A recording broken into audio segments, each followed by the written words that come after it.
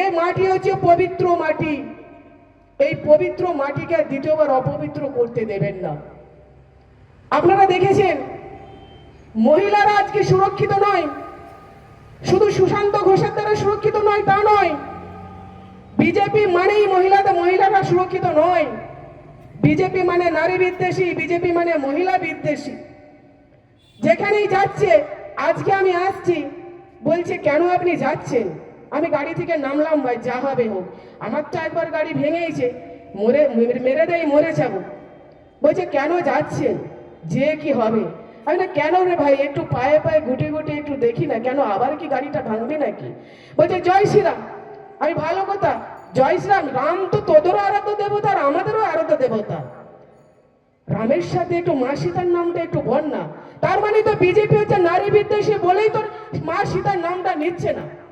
কালকে সংসদ ভবনেও দাদাও ছিল, আমরা সকলে ছিলাম, আর আমি আর ভরসা করতে পারছি না।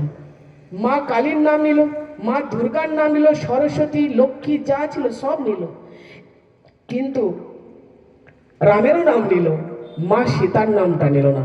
তাহলে এরা কতটা নারী বিদ্বেষী!